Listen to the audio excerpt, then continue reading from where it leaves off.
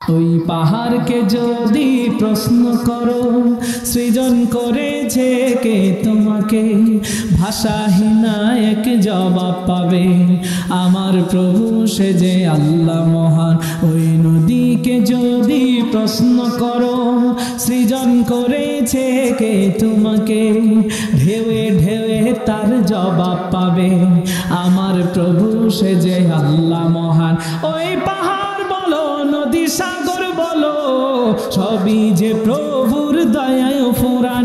ওই পাহাড় বলো নদী সাগর বলো সবই যে প্রভুর দয়ায় ফুরান। সে যে আল্লাহ মহান, আল্লাহ আল্লাহ মহান আল্লাহ, সে যে আল্লাহ মহান আল্লাহ আল্লাহ মহান আল্লাহ। পাহাড়কে যদি প্রশ্ন করো সৃজন করেছে কে তোমাকে, ভাষাহীন এক জবাব পাবে আমার প্রভু সে যে আল্লাহ মহান। ওই নদীকে যদি প্রশ্ন করো সৃজন করেছে কে তোমাকে, ঢেউে ঢেউে তার জবাব পাবে আমার প্রভু সে যে আল্লাহ মহান। ওই পাহাড় বলো নদী সাগর বলো সবই যে প্রভুর দয়ায় ফুরান। ওই পাহাড় বলো নদী সাগর বলো সবই যে প্রভুর দয়ায় ফুরান। সে যে আল্লাহ মহান আল্লাহ আল্লাহ মহান আল্লাহ, একসাথে বলেন না সে যে আল্লাহ মহান আল্লাহ আল্লাহ মহান আল্লাহ।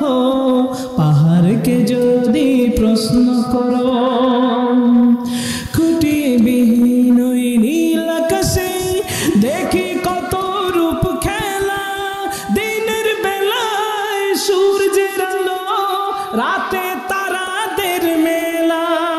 খুঁটিবিহীন ওই নীল আকাশে দেখি কত রূপ খেলা, দিনের বেলায় সূর্যের আলো রাতে তারাদের মেলা। ওই চন্দ্র বলো তারা সূর্য বলো সবই যে প্রভুর দয়ায় ফুরান। ওই পাহাড় বলো নদী সাগর বলো সবই যে প্রভুর দয়ায় ফুরান। সে যে আল্লাহ মহান আল্লাহ আল্লাহ মহান আল্লাহ, সে যে আল্লাহ মহান আল্লাহ আল্লাহ মহান আল্লাহ। পাহাড়কে যদি প্রশ্ন করো জবাব আসবে কি? আরো আস্তে কোন কি? আমি এই বছর নিয়ে কয় বছর আপনারা বলতে পারবেন? সামনে যারা আছেন কয় বছর? আমার এক ছোট্ট ভাই বলছে 4 বছর। আপনারা যারা মুরব্বীরা আছেন দেখি কেমন স্মরণ শক্তি আছে। কয় বছর? হ্যাঁ 5। চাচা এবার ঠিক আছে 5 বছর। এই 5 বছরে আমার আলোচনা আপনারা হয়তোবা শুনেছেন, আমার সামনে ছিলেন। আমি একটু মাথায় বয়ান করতে পছন্দ করি, এটা জানেন। প্রতি বছর যদি আপনাদেরকে আগে আমার এই 10 মিনিট টাইম খরচ কইরা মাতানো লাগে তাইলে কন এই যে সময়টা লস না? এই জন্য আপনাদের গুম গুম ভাবটা একটু ভাঙ্গেন না ভাই। এ যুবক ভাই, এনে কি যুবক আছে? নাই নাই নাই, যুবক নাই। যুবক আছে? কোন গতবারও জিজ্ঞাসিলাম যুবক আসেনি, আজকেও যুবক আছে কিন্তু যুবকরা পুতায় গেছে। তো যুবকরা একটু তাকবীর দাও তো, লিল্লাহি তাকবীর। দেখছেন লোক আছে কিন্তু এরা সব মরার মতো আছে, আমারও মেয়েরা ভালাইতেছে। যাই হোক আলহামদুলিল্লাহ, সময়ে সময়ে সঙ্গীত হবে, আলোচনা চলবে ইনশাআল্লাহ। আপনারা কিছুক্ষণ থাকবেন তো ইনশাআল্লাহ?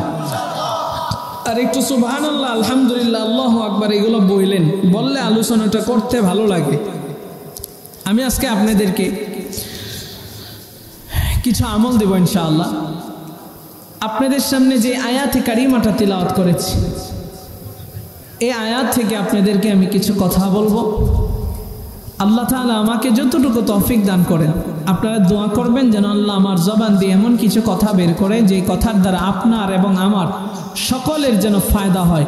আপনারা সকলে দোয়া করবেন, আল্লাহ আমাদের সবাইকে কবুল করুক, পড়েন আমিন। সম্মানিত মুহতারাম উপস্থিতি, আমি আমার আয়াতে কারিমার অর্থটা বলার পূর্বে আপনাদেরকে ছোট্ট করে একটা ভূমিকা পেশ করতে চাই, সম্পূর্ণ আলোচনাটা বোঝার সুবিধার্থে। ভূমিকাটা একটু মনোযোগ দিয়ে শুনবেন আর আমাকে একটু সহযোগিতা করবেন, আমাকে একটু উত্তর দিবেন।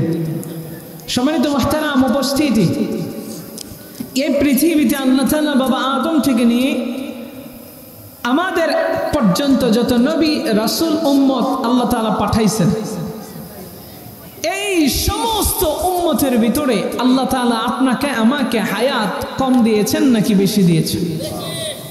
কম। বুঝাসই না? উত্তর দিন। আবারও বলছি, বাবা আদম থেকে নিয়ে এই পর্যন্ত আমরা যারা এসেছি, অর্থাৎ আমার শেষ নবী পর্যন্ত যত নবী রাসূল এবং উম্মত আল্লাহ পাঠাইছেন, সমস্ত উম্মতদের ভিতরে আল্লাহ তাআলা উম্মতে মুহাম্মদীকে হায়াত কম দিছে নাকি বেশি দিছে? জোরে কন। আপনাদের আওয়াজ হয় না রে ভাই। এই যে এই সাইডটা, এই যে এই যুবক ভাইরা বলতেছে, পিছনে সবাই মিলে বলেন, কম দিছে নাকি বেশি? কম। এই যে এই আওয়াজটা দিয়েন, তাইলে কিছুক্ষণ করা যায় আলোচনা। হায়াত কেমন কম পেয়েছি বুঝছেন কথা। আল্লাহ তাআলা এই পৃথিবীর জমিনে কাউকে হায়াত দিয়েছেন 1200 বছর, কাউকে হায়াত দিয়েছেন 1000 বছর, কাউকে হায়াত দিয়েছেন 800 বছর। কম বেশ হতে পারে।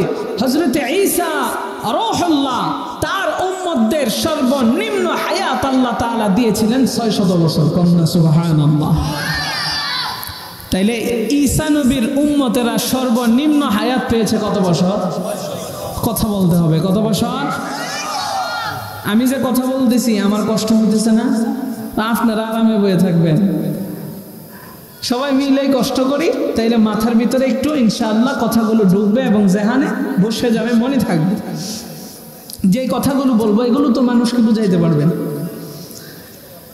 সম্মানিত মুহতারাম উপস্থিতি, তাইলে আমরা হায়াত পেয়েছি ঈসা নবীর সর্বনিম্ন উম্মতেরা হায়াত পেয়েছে 600 বছর। আর আপনার আমার হায়াত আমরা কেমন পেয়েছি দেখেন। এখন আপনাদেরকে একটা প্রশ্ন করব, উত্তর দিবেন। আমি কিন্তু ভূমিকা পেশ করতেছি, সম্পূর্ণ আলোচনা বোঝার জন্য এটা সহায়ক হবে। বলেন তো দেখি, আমাদের আকায়েদ নামদার তাজদারে মদিনা রাহমাতুল লিল আলামিন সরকারে দু আলম দু জাহানের সরদার মায়ার নবীর বয়স কত বছর ছিল? জোরে কোন সবাই? এই ফুলাফান মুখস্থ রাখবি, কত বছর? 63 বছর। নবীজি 63 বছরের জিন্দেগি আফাত হয়েছেন, 63 বছর হায়াত পেয়েছেন। তাহলে আমাদের নবীজির বয়সই 63 গেছে, তাইলে উম্মতের গড় আয়ু কত হতে পারে? 50 থেকে 60 বছর। কথা বুঝে আসছে রে? তাইলে আমাদের গড় আয়ু 50 থেকে 60 বছর। এর বেশি যারা হায়াত পাইবে তারা বোনাস পাইছে, ফ্রি পাইছে। বুঝছেন কথা? সম্মানিত হাজিরিন, কি বুঝাইতেছি বুঝবেন। আমাদের এই যে সামান্য অল্প হায়াত, এই হায়াতের জিন্দেগি পাইয়ে আমরা কি করতেছি? আমাদের করণীয় ছিল, কি করার দরকার ছিল? এখন আপনাদেরকে একটা কথা বলবো, বিবেক নাড়া দিবেন। এরপরে আমি আমার আলোচনায় ঢুকে যাব। বিবেক জাগ্রত করার জন্য বাজানরা, ও যুবক ভাইরা, দুনিয়ার অন্ধকারের পিছনে ঘুইরা নিজের জীবনটাকে শেষ করে দিচ্ছি। ও দুনিয়ার মানুষ, নিজের দুনিয়া আখিরাত বরবাদ করে দিচ্ছি। বলেন তো দেখি, কিয়ামতের ময়দানে কঠিন সেই হাসরের দিনে আল্লাহ তাআলা বান্দার আমল মাপবেন। কিসের ভিতরে মাপবেন? আল্লাহ তাআলা বান্দার আমল মাপার জন্য আল্লাহ তাআলা মিজানের পাল্লা বসাইবেন। পাল্লা, এই পাল্লার ভিতরে বান্দার আমল মাপবেন। এই মিজানের পাল্লা যে আল্লাহ আমল মাপবেন, এটা কি আপনাদের বিশ্বাস হয় নাকি হয় না? এক সময় মিজানের পাল্লার ব্যাপারে নাস্তিকরা কিন্তু বিশ্বাস করে না। নাস্তিকরা বলে কিসের আবার মিজানের পাল্লা, এটার মধ্যে আবার আমল দেখা যায় নাকি, আমল কি মাপা যায় নাকি, নাস্তিকরা এই সমস্ত কথা বলতো। কিন্তু বর্তমান ডিজিটাল সময়ে সহজ হয়ে গেছে, এখন বলতে পারে না। কেন? কারণ জ্বর কি দেখা যায়? কথা কয় না, জ্বর দেখা যায়। তাহলে জ্বর দেখা যায় না, এরপরে মাপা যায় কি যায় না? মিজানের পাল্লায় আল্লাহ আমল মাপবেন। আপনার আমার আমল দেখা যায় না, কিন্তু আল্লাহ তাআলা মাপবেন। মিজান গুনাহ মাপবেন একটাই, আরেকটা আমল। যার নেকের পাল্লাটা ভারী হবে সে যাবে একটা জায়গায়, জোরে বলতে হবে জায়গাটার নাম। আর গুনার পাল্লা ভারী হইলে সে যাবে আরেক জায়গায়, নাম কি? জাহান্নাম। এখন আমি বলি, আমার এই অল্প হায়াতের জিন্দিগিতে আমি আমার কথা বলছি, অল্প হায়াতের জিন্দিগিতে আমার মনে হয় যে এই অল্প হায়াত যতটুকু আমি পেয়েছি, আমার বয়স যতটুকু, এই বয়সটার ভিতরে আমার মনে হয় সবের চাইতে, নেকির চাইতে আমার গুনাহ বেশি, আমার মনে হয়। এখন আপনারা যারা বসে আছেন, আপনারা আপনাদেরটা বলবেন, একসাথে বইলেন, একক করে বইলেন না। বলেন তো দেখি, এখানে যারা আছেন কারো বয়স 15, 20, 30, 40, 50, 60, 70 হয়ে গেছে, আপনারা একটু জবাব দেয়া জানাইবেন। আপনাদের এই হায়াতের জিন্দিগিতে আপনার কি মনে হয়, গুনার পরিমাণ আপনাদের বেশি নাকি সওয়াবের পরিমাণ বেশি? সবাই সাক্ষ্য দিচ্ছেন গুনার পরিমাণ। তাহলে একটু আগে বললেন গুনার পরিমাণ, গুনার পাল্লা যদি ভারী হয়ে যাবে জাহান্নামে, নেকের পাল্লা ভারী হলে যাবে জান্নাতে। আমরা এখানে যারা আছি, আমাদের মনে হয় এই হায়াতের জিন্দিগিতে গুনার পাল্লা, গুনার পরিমাণটা বেশি। তাইলে তো আমি আপনি যদি এই মুহূর্তে মারা যায়, আপনার আমার গুনাহ বেশি হবে, গুনার পাল্লাই ভারী হবে, আপনি আমি যাব কোথায়? জাহান্নামে। তাহলে এখানে যারা বসে আছি সবাই জাহান্নামী হয়ে কথা কয় না, কথা কয় না। বুঝতেছেন কথা? অল্প হায়াতের জিন্দিগিতে আমি আপনি কিন্তু এই মুহূর্তে মারা গেলে যাব জাহান্নাম। এটা তো আমাদের এই কথার অনুযায়ী, হিসাব অনুযায়ী এটাই বোঝায়। তাহলে আমাদের অবস্থা কি হবে? সম্মানিত হাজিরিন, এই জন্য আমাদের অল্প হায়াত পেয়েছি, এই সময়টাকে মূল্যায়ন করতে হবে, এই সময়টাকে কাজে লাগাতে হবে। কারণ আল্লাহ তাআলা আপনাকে আমাকে হায়াত দিয়েছেন কম, কিন্তু উম্মতি মুহাম্মদের এই সময়ের মূল্য আল্লাহ তাআলা বাড়ায় দিয়েছেন। কন্যা সুবহানাল্লাহ। আরে দুনিয়ার মানুষ, একটু কথাগুলো দিলের কান লাগায় শুনবেন। আমার আল্লাহ তাআলা আপনাকে আমাকে হায়াত দিয়েছেন কম, কিন্তু আল্লাহ তাআলা আপনার আমার হায়াতের দাম, হায়াতের সময়ের মূল্য আল্লাহ তাআলা বাড়ায় দিয়েছেন। এর নারান্দির মুসলমান, একটু দিলের কান লাগাইয়া কথাগুলো শুনবেন। আমি আপনি হচ্ছি উম্মতি মুহাম্মাদি। আমাদের যাদের বয়স 15, 20, 25, 30, 40, 50 বছর হয়ে গেছে, অনেকেই এখানে আছেন 60 বছর, 65 বছরের আব্বাজানেরা।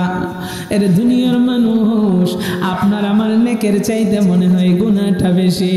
ও দুনিয়ার মানুষ রে, এই মুহূর্তে যদি আপনি আমি মারা যায়, তাইলে আপনার আমার নেকের পাল্লা তো বাড়ি হবে না, গুনার পাল্লা হবে বাড়ি। আপনি আমি তো জাহান্নামের আগুনে জ্বলবো রে ভাই। আরে দুনিয়ার মানুষ, কিন্তু আমি আপনি জাহান্নামে যাইতে চাই না, আমরা প্রত্যেকেই জান্নাতে যাইতে চাই। নারায়ণদের মানুষ রে, আমি যদি প্রশ্ন করি, ও নারায়ণদের মুসলমান, কারা কারা জান্নাতে যাইতে চান? প্রত্যেকেই কিন্তু হাত উঠাইবে। কেউ কিন্তু জাহান্নামের আগুনে জ্বলতে চায় না, কিন্তু আমার আপনার হিসাবে বলে আপনি আমি জাহান্নামে যাব। কারণ কি? কারণ কি? অল্প হায়াত পেয়েছি, এরপরেও আমরা এই সময়ের মূল্যায়ন আজকে করতে চাই না। এখানে যেহেতু যুবকরা বেশি আছে, এই জন্য কিশোর বয়সের ছেলেরা বেশি আছে, আমাকে কোরআনকে ভালোবাসে, এই জন্য তারা এসেছে। এই জন্য যুবকদেরকে, কিশোরদেরকে বলতে চায়, এরে আমার কলিজার টুকরা যুবক ভাইরা, এরে আমার কলিজার টুকরা ছোট্ট ভাইরা, খেলায় খেলায় সময়টারে কাটাই বানা, কাজে লাগাও, কাজে লাগাও।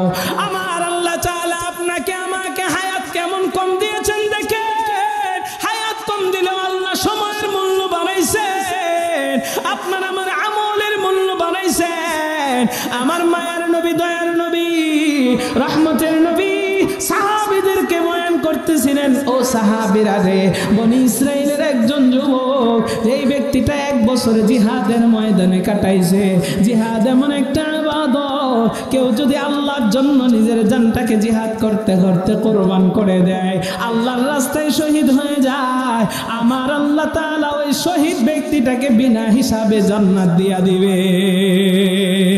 এত ফজিলতপূর্ণ একটা জিহাদ, এত ফজিলতপূর্ণ ইবাদত। সাহাবায়ে কেরাম যুদ্ধ করেছেন, জিহাদ করেছেন। সাহাবায়ে কেরাম যখন আল্লাহর নবীর কাছে এই কথাটা শুনলেন যে বনি ইসরাইলের একজন 1000 বছর কাটাইছে জিহাদের ময়দানে, এবার সাহাবীদের মনের ভিতরে টেনশন শুরু হয়ে গেছে, সাহাবীদের মুখগুলো বিবর্ণ হয়ে গেছে কষ্টে। আল্লাহর নবীর তো আর বুঝতে বাকি নাই আমার সাহাবীদের মুখের ভিতরে কষ্টের ভাস কেন। এরে নারান্দির মুসলমান, আমার মায়ার নবী সাহাবীদেরকে বলে, ও সাহাবীরা রে, কি টেনশন করো, কি টেনশন করো, তোমরা আমার কাছ থেকে এই কথাটা শুই না মুখটা বিবর্ণ হয়ে গেল, তোমরা টেনশন করতেছো। তোমাদেরকে আল্লাহ হায়াত দিয়েছে কম, তাদেরকে হায়াত দিয়েছে বেশি। তোমাদের চাইতে তারা ইবাদত বন্দেগী কইরা আল্লাহর কাছে বেশি প্রিয় হয়ে যাবে, এই জন্যই বুঝি কষ্ট।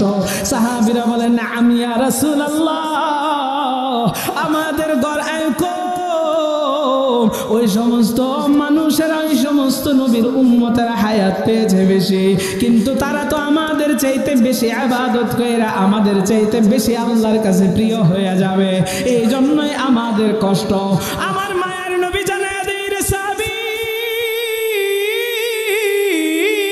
টেনশনের কারণ নাই, কারণ নাই, আমার আল্লাহ তোমাদের হায়াত দিয়েছে গো, কিন্তু এমন এমন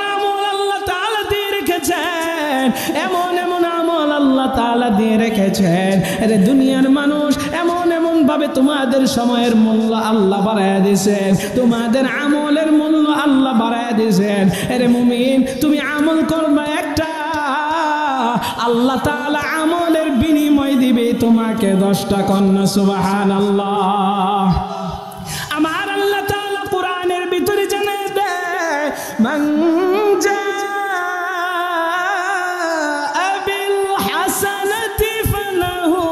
আশরু আমসালিহা। একটু জোরে বলেন না আল্লাহু আকবার। আমার আল্লাহ তাআলা বলেন, এ দুনিয়ার মানুষ শুনে লো, আল্লাহকে রাজি খুশি করার জন্য, আমার আল্লাহকে খুশি করার লক্ষ্যে কোন বান্দা যদি একটা আমল করে, একটা নেকি করে, আমার আল্লাহ তাআলা একের বিনিময়ে তার আমলনামায় 10টা নেকি দান করে দেয়। একটু জোরে জোরে কন্যা সুবহানাল্লাহ। তাইলে আপনার আমার এই যে হায়াতের জিন্দেগি, অল্প হায়াত পেয়েছি, কিন্তু আল্লাহ আমলের পরিমাণ, আমলের মূল্য, হায়াতের মূল্য, সময়ের মূল্য আল্লাহ তাআলা বাড়াইছেন। বলে কেমন করে?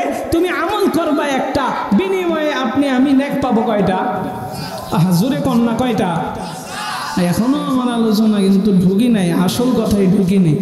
এখনো যদি আপনারা মরা মরা থাকেন তাইলে কিন্তু কথা শেষ করে দেব। বুঝতেছেন কথা?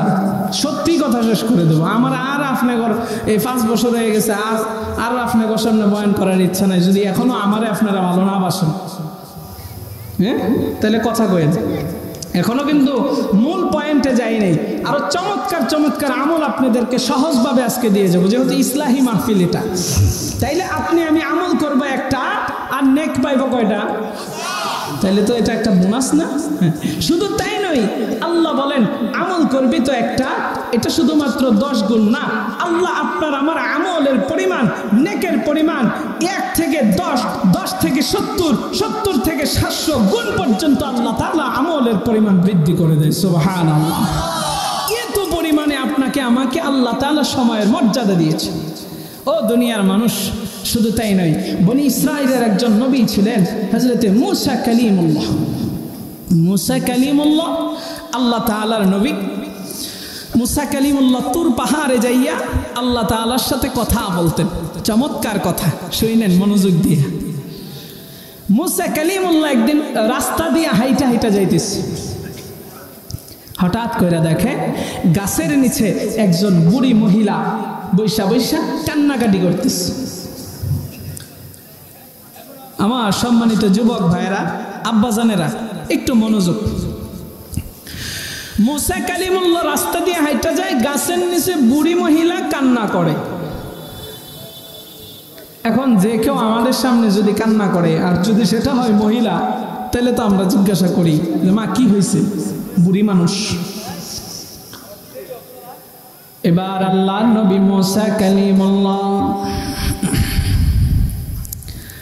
রাস্তা দিয়ে হাইটা হাইটা যাইতেছে, গাছের নিচে বুড়ি মহিলা বৈশা বৈশা কান্দে। আল্লাহর নবী মুসা কালিমুল্লাহ বুড়ি মাকে ডাক দিয়া বলে, মা আপনি কেন চোখের পানি জড়াইয়া কান্দেন? আপনার কান্নার কারণটা কি জানতে চাই। এরে দুনিয়ার মানুষ, আল্লাহর নবী মুসা কালিমুল্লাহ যখন বুড়ি মাকে জিজ্ঞাসা করলেন, মা আপনার কান্না করার কারণটা কি জানতে চায়, বুড়ি মা এবার চোখের পানি ঝরাইয়া ঝরাইয়া বলে, রে আল্লাহর নবী মুসা কালিমুল্লাহ আমি কান্না করতেছি, আমার কলিজার টুকরা একটা ছোট্ট বাচ্চা সন্তান ছিল, এই সন্তানটা দুনিয়া থেকে বিদায় হয়ে গেছে, আমার বাচ্চাটাকে এখনো আমি বিয়া শাদী করাই নাই। আরে নারায়ণদের মুসলমান, গভীর মনোযোগ।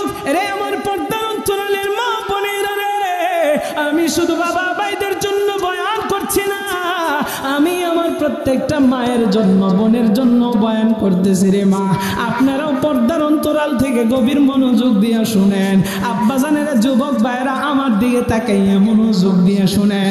আশেপাশে কিয়ামত হইলেও তাকাতাকি করবেন না, তাইলে আমার মনোযোগ নষ্ট হয়ে যাবে, আলোচনার আকর্ষণ নষ্ট হয়ে যাবে, তখন দিলের ভিতরে আসর কাটবে কম। কেউ হাসাহাসি করবেন না, দুষ্টামি ফাজলামি করবেন না।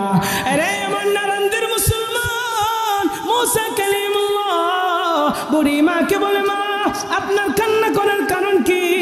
এবার বুড়ি মা বলতেছে, মুসা কালিমুল্লাহ আমার কলিজার টুকরা সন্তানটা মারা গিয়েছে, আমার সন্তানটাকে এখনো আমি বিয়া শাদী করাই নাই।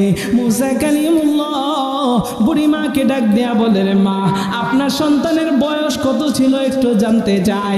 এবার বুড়ি মা বলতেছে, আমার সন্তানের বয়স ছিল 400 বছর।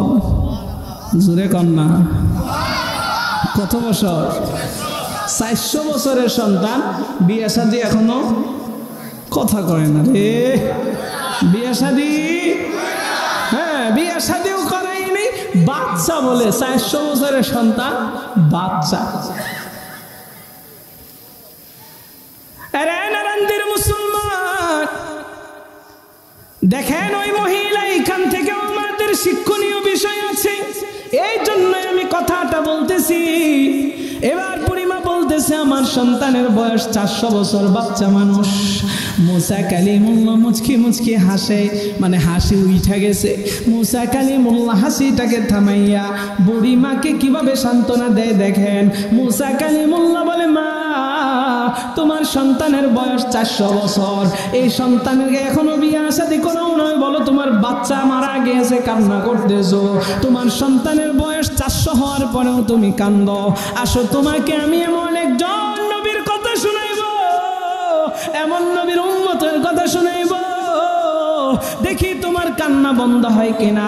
মুসা কালিমুল্লাহ এবার বুড়িমাকে বলে, রে মা আল্লাহ তাআলা আখেরি জামানায় আখেরি নবীকে পাঠাইবেন, এই নবীর উম্মতদেরকে আল্লাহ তাআলা হায়াত দিবেন, তাদের হায়াত হবে, তাদের গড় আয়ু হবে 50 থেকে 60 বছর।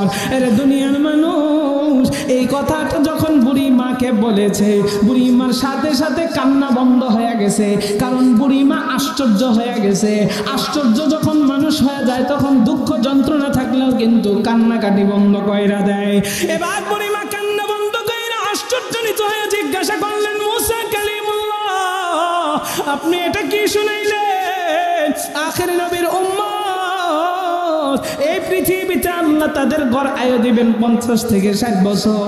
আরে দুনিয়ার মানুষ, এখান থেকেই আমাদের একটা শিক্ষা আছে, একটু দিলের কান লাগায় শুনেন। আমি একটা বেহুদা কথা আপনাদের সামনে বলবো না, একটা কথাও আপনাদেরকে আমি অযথাই শোনাইব না। মুসা কালিমুল্লাহকে বলে, ও মুসা কালিমুল্লাহ, এদের ঘরে যে 50 থেকে 60 বছর, এই নবীর উম্মতেরা কি বিয়া শাদী করবনি? এই নবীর উম্মতেরা কি সংসার করবনি? এই নবীর উম্মতেরা কি বাড়ি ঘর বানাইবনি?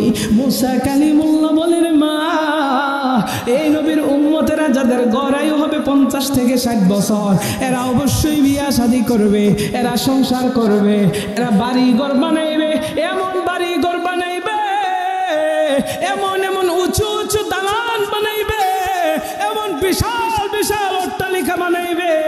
এই পৃথিবীর জমিনে ইতিপূর্বে আর কোন নবী অথবা তার উম্মতেরা এত বড় বড় অট্টালিকা বানাইতে পারে নাই। আল্লাহু আকবার। মুসা কালিমুল্লাহর কথাটা কি সত্য হয়েছে নাকি মিথ্যা? জোরে কন্যা সত্য হইলে সাক্ষ্য দেন। মুসা কালিমুল্লাহ মহিলাকে বলতেছে, হ্যাঁ, এরা এমন উঁচু উঁচু বিল্ডিং বানাবে, শুধু বাড়ি না, এদের মতো বিল্ডিং অট্টালিকা এই পৃথিবীর জমিনে আর কেউ বানাইতে পারে। কিন্তু দেখেন ওই বুড়িমা কি জবাব দেয়। রে নারান্দির মুসলমান, আল্লাহ নবী মুসা কালিমুল্লাহ বুড়িমাকে যখন এই কথাটা জানাইলেন, এবার বুড়িমা বলতেছে, আশ্চর্য হইয়া বলতেছে, ওগো আল্লাহর নবী মুসা কালিমুল্লাহ, আপনি আমাকে এটা কি শুনাইলেন? ওই নবীর উম্মতের বয়স গড় আয়ু হবে 50 থেকে 60 বছর, এরা এই হায়াত পাইয়া বিয়া শাদী করবে, এরা সংসার করবে, এরা দুনিয়ার জমিনে বিশাল বড় বড় অট্টালিকা বানাইবে। ও মুসা কালিমুল্লাহ,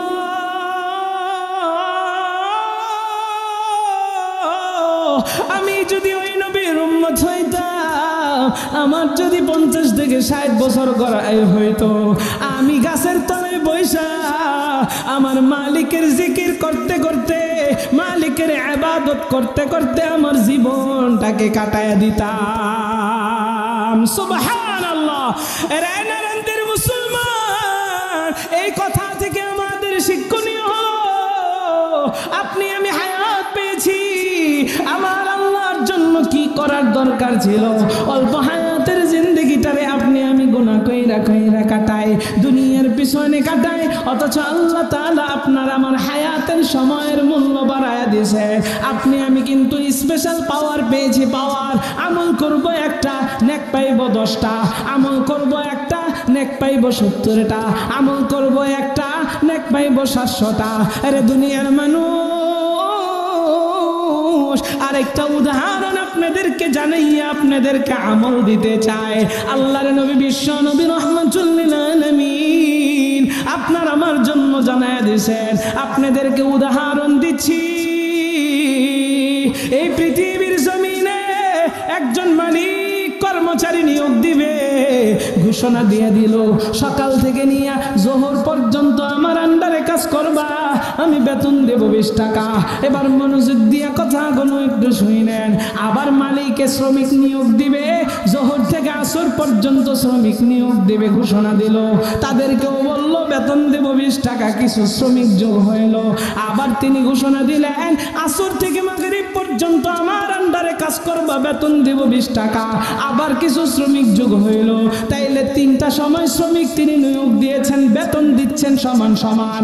সকাল থেকে জোহর পর্যন্ত বেতন 20 টাকা, জোহর থেকে আসর পর্যন্ত বেতন 20 টাকা, আসর থেকে মাগরিব পর্যন্ত বেতন 20 টাকা। আপনাদেরকে প্রশ্ন করতে চাই, সকাল থেকে জোহর পর্যন্ত, জোহর থেকে আসর পর্যন্ত, এই 2টা সময়ের ভিতরে সকালের সময়টা কম নাকি বেশি? জোরে কম। আবার জোহর থেকে আসর পর্যন্ত সময়টা সকালের চাইতে কম না বেশি? জোরে কম না? আবার আসর থেকে মাগরিব পর্যন্ত এই সময়টা বাকি 2 সময়ের কম না বেশি?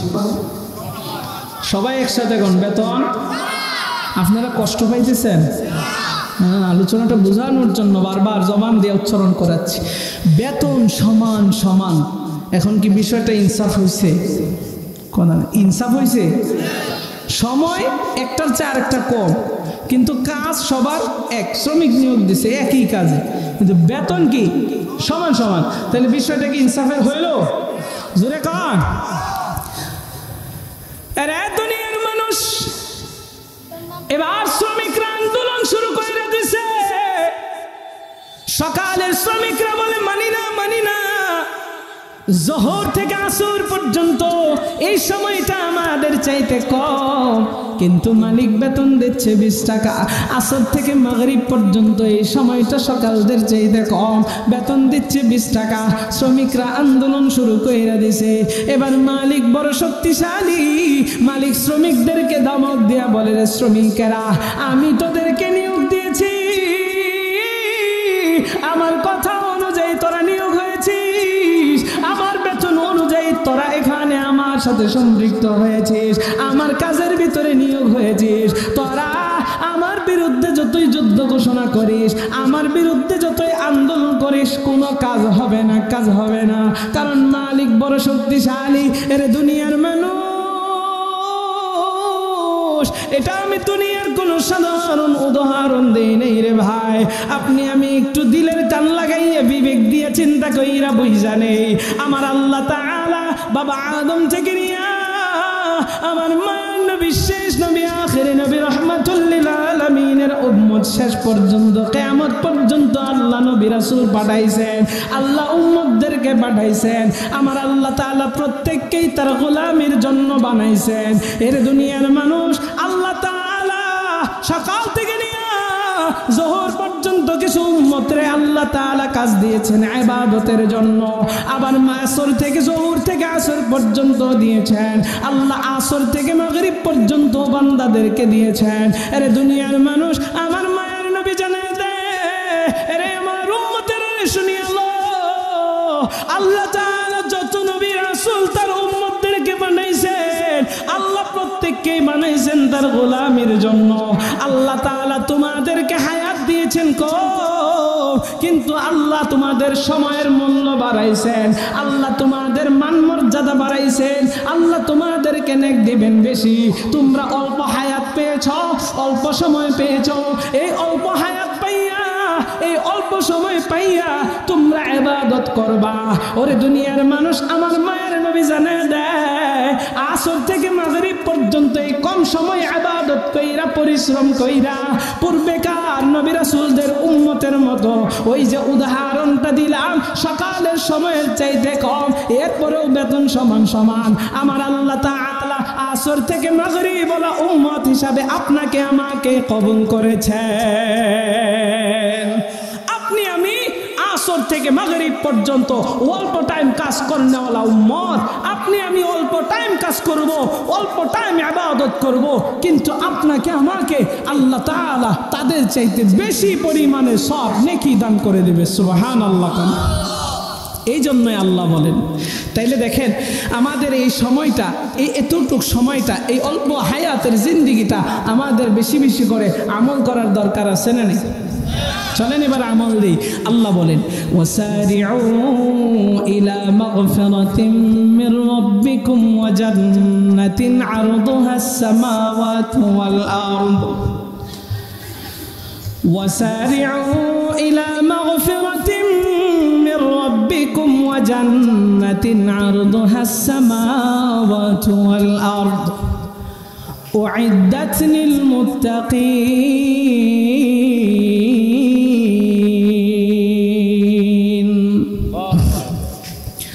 আমার আল্লাহ তাআলা পবিত্র কোরআনের ভিতরে আয়াত নাজিল করে জানায় দেয়, রে নারায়ণদের মুসলমান, আপনি আমি হায়াত পেয়েছি গো, কিন্তু এই অল্প হায়াতের জিন্দিগিতে আল্লাহ সময়ের মূল্য বাড়াইছেন।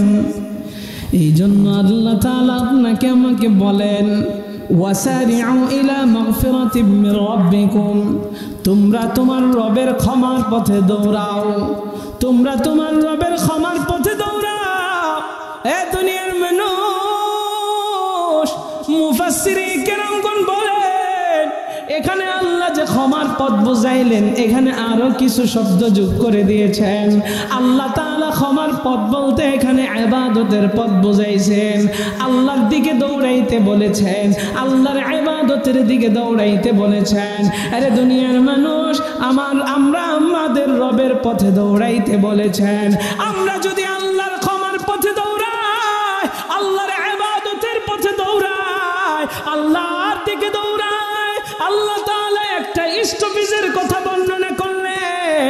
আমার আল্লাহ জানায় দেয় এটা তো সেই পথ। এই ক্ষমার পথে তোমরা দৌড়াইলে, ইবাদতের পথে তোমরা দৌড়াইলে, এই পথটা কোন জায়গায় গিয়েছে জানো নি? আপনারা যেহেতু গ্রামের মানুষ, আমি আয়াতটা এইভাবে পড়া আয়াতের তরজমা এবং ব্যাখ্যা বিশ্লেষণ এক লগে জানায় দিতেছি। আমার আল্লাহ তাআলা জানায় দেয়, আমি আপনি যদি ক্ষমার পথে দৌড়াইতে পারি, আল্লাহর দিকে দৌড়াইতে পারি, এই পথ সেই পথ। এই পথটা কোন জায়গায় যাবে? এই পথ আমাকে আপনাকে কোথায় নিয়ে যাবে? আল্লাহ তাআলা বলেন, ওয়া জান্নাতিন আরদুহাস সামাওয়াতু ওয়াল আরদ। এই পথ আসমান এবং জমিনের মতো প্রশস্ত এক জান্নাতের দিকে আপনাকে আমাকে নিয়ে যাবে। সুবহানাল্লাহি ওয়া বিহামদিহি। আপনাকে আমাকে আল্লাহ তাআলা আসমান এবং জমিনের মতো বিশাল প্রশস্ত এক জান্নাতের দিকে আল্লাহ তাআলা নিয়ে যাবে। এই জন্য আমার আপনার ইবাদত বন্দেগী করার দরকার আছে না নাই? আল্লাহর কাছে ক্ষমা চাওয়ার দরকার আছে না নাই? এই মাহফিলটা ইসলাহি মাহফিল, আপনার আমার আত্মশুদ্ধির মাহফিল। ও দুনিয়ার মানুষ, একটু বুঝেন না, আপনি আমি জাহান্নামী হয়ে বসে আছি। আপনার আমার ইবাদত কেমন করে করা দরকার ছিল? আল্লাহ যে আপনার আমার সময়ের মূল্য বাড়াইছেন। ও দুনিয়ার মানুষ, আপনাকে আমাকে আল্লাহ এমন এক কিতাব দিয়েছেন, যে কিতাব আপনি তিলাওয়াত করবেন, একটা হরফ তিলাওয়াত করবেন, একটা হরফ তিলাওয়াত করার সাথে সাথে আপনার আমল নামায় আল্লাহ 10টা নেকি দান করে দেবেন। সুবহানাল্লাহ। আমার মায়ার নবী বলেন, মান ক্বরাআল কুরআন হারফান মিন কিতাবিল্লাহি ফালাহু বিহি হাসানাতুন ওয়াল হাসানাতু বিআশরি আমসালিহা।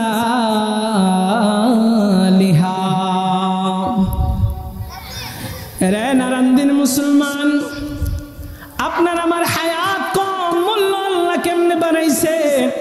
এবার আমরা সবাই আমলের নিয়তে কথাগুলো শুই না আমলগুলো করার জন্য দৃঢ় চিন্তা করব, ফিকির করব, চেষ্টা করব। এই জন্য মনোযোগ দিয়ে শুনতে হবে। আমার আল্লাহর নবী বলেন, মান ক্বরাআল কুরআন হারফান মিন কিতাবিল্লাহ ফালাহু বিহি হাসানাতুন ওয়াল হাসানাতু বিআশরি আমসালিহা।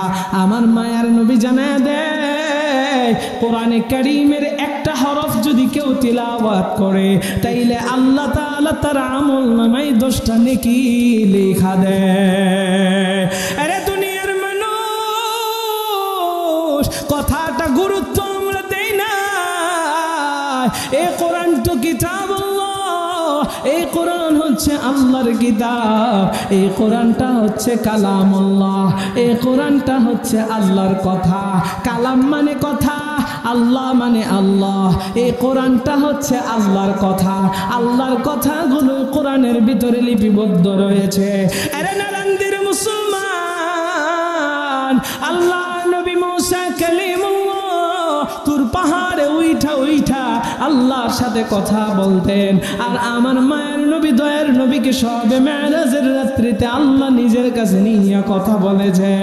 আরে দুনিয়ার মানুষ, এই দুনিয়ার জমিনে আপনি আমি আমাদের চর্মচক্ষু দিয়ে আল্লাহরে দেখতে পারবো না, আমার আল্লাহর সাথে সরাসরি কথাও বলতে পারবো না, কিন্তু আমার আল্লাহর সাথে কথা বলার মজা ভোগ করতে পারবো। আল্লাহর সাথেও আমরা কথা বলতে পারবো। কেমন করে? আরে দুনিয়ার মানুষ, এই কোরআনটা হচ্ছে কালামুল্লাহ, এই কোরআনটা হচ্ছে আল্লাহর কথা। বান্দা, তুমি যদি আল্লাহর সাথে কথা বলতে চাও, কোরআন তেলাওয়াতে লাগা যাও। কোরআন তেলাওয়াত করলে একদিক দিয়ে হরফে হরফে 10টা নেকি, আর একদিক দিয়ে আমার আল্লাহর সাথে কথোপকথন হয়ে যাবে। একটু জোরে সুরে বলেন না সুবহানাল্লাহ। আরে দুনিয়ার মানুষ, আল্লাহর সাথে কথা বলতে মনে চায় নাকি? আল্লাহর সাথে কথা বলতে মনে চায়, কিন্তু আমরা অনেকেই বুঝি না আমার আল্লাহর সাথে আল্লাহ কথা বলার জন্য আপনাকে আমাকে 5 ওয়াক্ত নামাজ দিয়েছেন ফরজ বিধান। আল্লাহ আপনার আমার সাথেও কিন্তু কথা বলতে চায়, আমি আপনি আল্লাহর সাথে কথা বলতে চাই না। এখানে যারা বসে আছেন অনেকেই কিন্তু কোরআনটা সারা বছর ছুঁয়াও দেখেন না, কোরআন পড়া তো দূরের কথা কোরআনটাকে ধইরাও দেখেন না। অনেকের বাড়িতে কোরআনটাও অবহেলিত হইয়া পইরা থাকে। কোরআন যদি আমরা জিজ্ঞাসা করি বাড়িতে কোরআন আছে নাকি, বলে হুজুর একটু খুঁজা দেখে কোরআনটা কই রাখা হয়েছে। দেখা যায় রান্নাঘরের এক সাইডের ভিতরে চিপার ভিতরে কোরআন পইরা রয়েছে, ইন্দুরে কাইটা ফালাইছে, কোরআনটা ছিঁড়া গেছে, কোরআনটা পড়ার মতো কোনো যোগ্য নাই। আরে দুনিয়ার মানুষ অবহেলিত কিতাব আপনার আমার বাসার ভিতরে অবহেলিত হইয়া পইরা থাকে, অথচ এই কোরআন হচ্ছে কালামুল্লাহ, আপনার আমার আল্লাহ তাআলার কথা। আল্লাহর সাথে বান্দার কথা বলা হবে, বলে কেমন করে? কোরআন তেলাওয়াতের মাধ্যমে। আরে দুনিয়ার মানুষ আপনি আমি আল্লাহর সাথে কথা বলতে চাই কি চাই না? আরে দুনিয়ার মানুষ আল্লাহ আপনার আমার সাথে কথা বলতে চায়, আল্লাহর সাথে আমরা কথা বলার দরকার আছে না নাই? অবশ্যই আছে। আরে দুনিয়ার মানুষ বাড়িতে আপনি যদি আপনার মাকে মা বলে না ডাকেন, আপনার মা আপনার প্রতি নারাজ হয়, আপনার বাবাকে বাবা বলে না ডাকলে বাবা নারাজ হয়। আরে দুনিয়ার মানুষ বাবা সাধারণ বাবা আপনার নারাজ হয়ে যায়, মা কষ্ট পায়। আপনার একটা গার্লফ্রেন্ড রয়েছে, হারাম সম্পর্ক, এই হারাম সম্পর্কের নারীর সাথে আপনি কথা না বললে নারাজ হয়। কিন্তু আমার আল্লাহ আপনারে আমারে আদর কইরা বানাইছে, ওই আল্লাহর সাথে আমি আপনি কথা বলতে চাই না। আমার আল্লাহ তাআলার সাথে আমি আপনি যদি কথা বলতে চাই, তাইলে এই কোরআনটা আপনার আমার পড়তে হবে। আরে দুনিয়ার মানুষ এই জন্য আজকে থেকে নিয়ত করি, আহারে আমার আল্লাহর সাথে এতদিন ধইরা কথা কই না, আমার আল্লাহ তাআলাকে আমার প্রতি নারাজ হয় নাই, আমার আল্লাহ তাআলাকে আমার প্রতি গুসা হয় নাই, হা হা গুসা হয়েছে। এই জন্য আল্লাহর সাথে কথা বলার জন্য এই কোরআনটা শিখতে হবে। কোরআনটা শেখার জন্য এই মাদ্রাসা দরকার, এই মাদ্রাসার হুজুরদের কাছে কোরআন শিখবো। আগামীকাল থেকে কোরআন শিখা শুরু করে দেই, সন্তানদেরকে কোরআন শিক্ষা দেই। আল্লাহর সাথে এখানে পোলাপানেরা সকাল ভোর 4টা থেকে নিয়ে রাত 10টা পর্যন্ত আল্লাহর সাথে কথা বলে। আরে দুনিয়ার মানুষ এখানে যারা বসে আছে অনেকের মনের ভিতরে এখন কষ্ট থাকতে পারে, আমি কোরআনটা তো পড়তে জানি না, আমার আল্লাহর সাথে তো আমি কথা বলতে পারি না। আমার আল্লাহর সাথে কথা বলতে মন চাইতেছে, আজকে রাতেই যদি আমি মইরা যাই, আগামী কালকে যদি আমি মইরা যাই, আমার আল্লাহর সাথে কথা বলার আগেই তো আমার মৃত্যু যদি হয়ে যায়। আরে দুনিয়ার মানুষ আপনাদেরকে একটু জিজ্ঞাসা করতে চাই, আপনি কি সূরাতুল ফাতিহাটাও পারেন না? আপনি কি সূরা ইখলাসটাও পারেন না? আপনি কি সূরা কাউসার পারেন না? আপনারা বলবেন হ্যাঁ হুজুর সূরা ফাতিহা পারি, সূরাতুল কাউসারটা পারি, সূরাতুল ইখলাসটা পারি। তাহলে আমি বলবো কোরআনে অংশ সূরাতুল ফাতিহা, কোরআনের অংশ সূরা কাউসার, কোরআনের অংশ সূরা ইখলাস, এগুলো আমার আল্লাহ তাআলার কথা। আপনি যখন সময় সুযোগ পাইবেন, রাত্রে বেলায় শুয়ে আছেন, ঘুমে ধরে না, অযথায় সময় নষ্ট করবেন না। সূরাতুল ইখলাস, সূরাতুল ফাতিহা তিলাওয়াত শুরু করে দেন। আপনি দোকানে বসে আছেন, মানুষের সাথে গীবত শাকায়াত না কইরা তেলাওয়াতে লাইগা যান। আপনি বসে আছেন, সময় আছে, আপনি সূরাতুল ফাতিহা, সূরাতুল ইখলাস, যেই সূরাগুলো আপনি পারেন তিলাওয়াতে লাইগা যান। প্রতিটা হরফে হরফে 10টা কইরা নেকি পাইলেন, পাশাপাশি আমার আল্লাহর সাথে আপনার কথা বলা হয়ে যাবে। একটু জোরে কন্যা সুবহানাল্লাহ। তাইলে আজকে থেকে নিয়ত করতে পারি তো ইনশাআল্লাহ? আরে জোরে কন্যা, রাজি আছি তো ইনশাআল্লাহ? হ্যাঁ যুবকেরা বৈশা বৈশা গান শুনবি? হ্যাঁ গান, শুয়ে শুয়ে গান, যেই সূরাগুলো পারো এই সূরাগুলো ইনশাআল্লাহ তেলাওয়াত শুরু করে দিবা, যেখানেই থাকো সূরাগুলো তেলাওয়াত শুরু করে দিবা। আমল যদি এখন না করো আর কখন করবে? কারণ মৃত্যু বলে কয়ে আসেন, ঘুমের ঘোরে মানুষের মৃত্যু হয়ে যায়। আমার চোখের সামনে, এটা আমার 2 দিন আগে আমার এক আত্মীয় ওমান থাকে, রাত্রে কম্বল মুড়ি দিয়া সুন্দর করে ঘুমায় আছে, সকালে আর নাই, ঘুম থেকে আর উঠতে পারে না। আমাদের টঙ্গী বাদাম এলাকায় 52 নম্বর ওয়ার্ড, এই ওয়ার্ডে বাদাম এলাকায় হোমিওপ্যাথিক ডাক্তার, তার পরিবার সম্ভবত কিসের কারণে বাড়িতে চলে গেছে, তো হোমিওপ্যাথিক ডাক্তার ঘরের ভিতরে যায় শুয়ে ঘুমাইছে।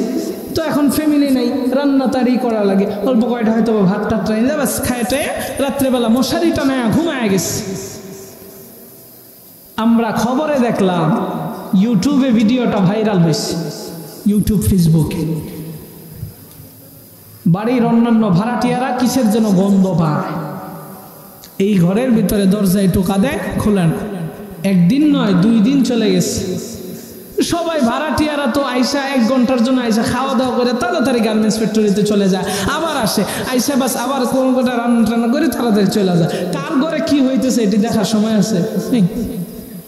2 দিন পরে যখন গন্ধ বের হয়ে গেছে, বাসার মালিককে ডাকছে, মালিক পুলিশ ডাকাইছে।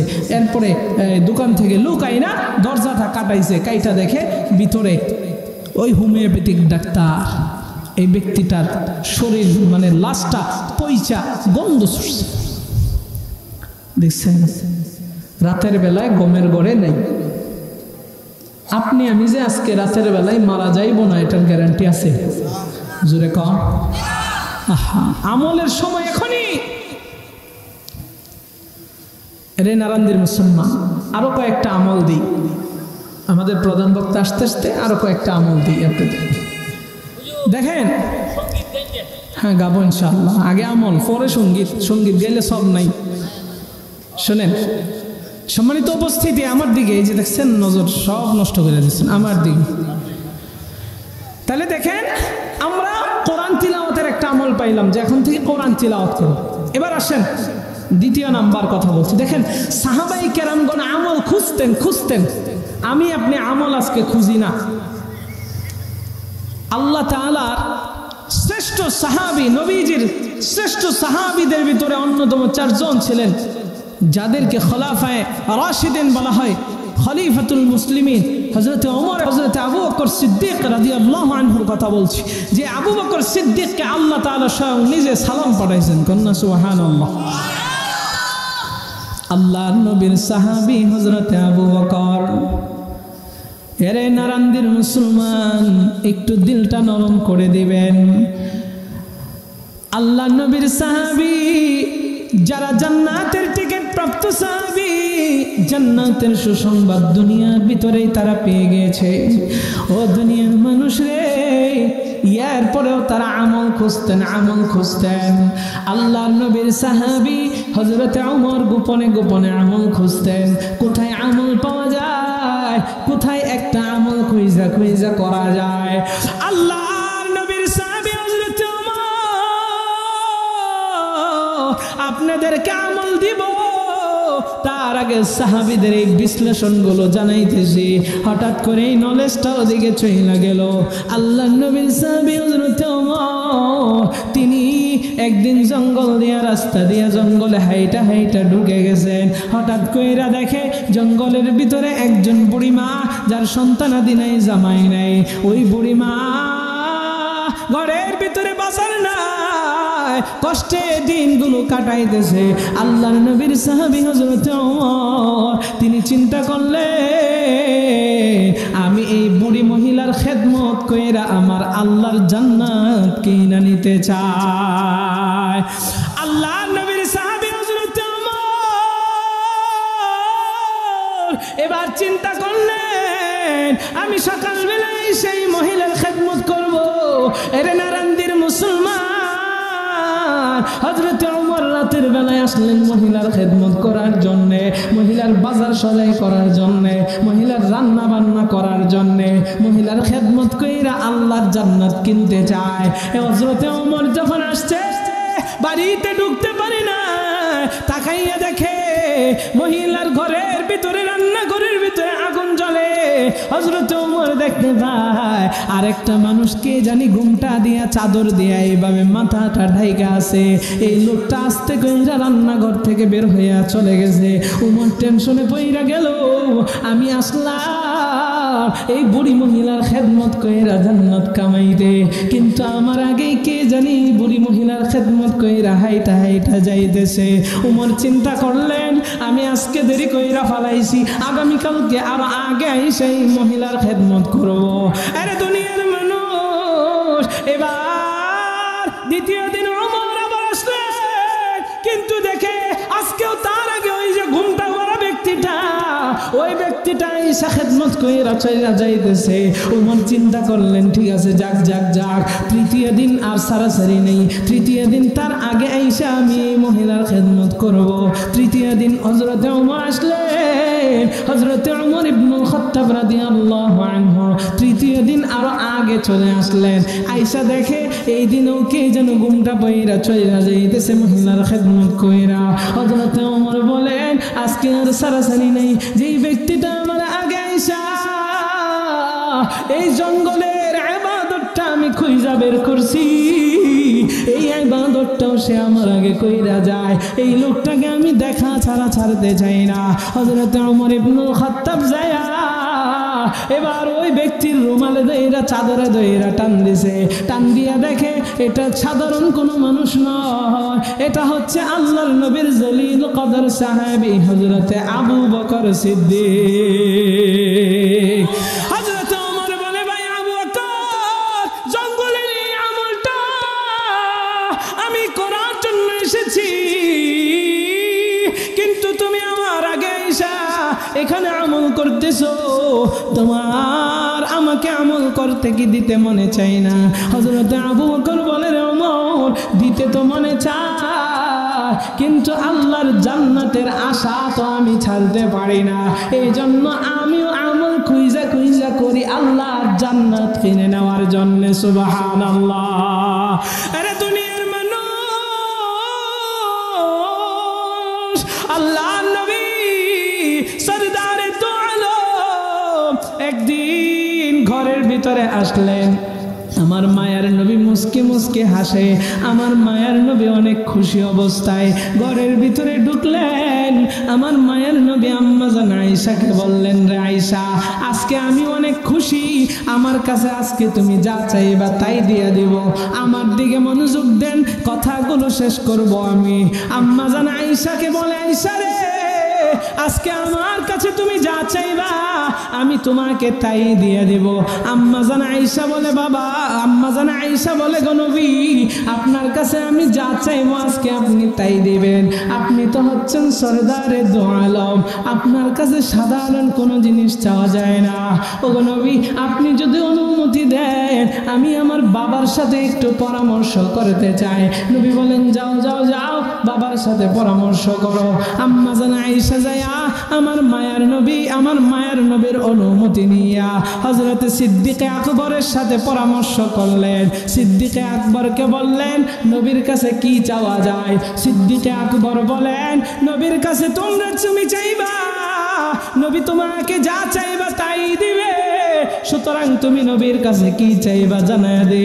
নবীর কাছে তুমি চাইবা আল্লাহর সাথে যে আরশে আজিমে যাইয়া সবে মেরাজের রাত্রিতে কথা বলেছে, আমার আল্লাহ তাআলা এমন কোন আমল কথা, এমন কোন আমলের ব্যাপারে এখনো পর্যন্ত কি কাউকে জানাই নেই, সেই কথাটা তুমি তোমাকে বলতে বলবা।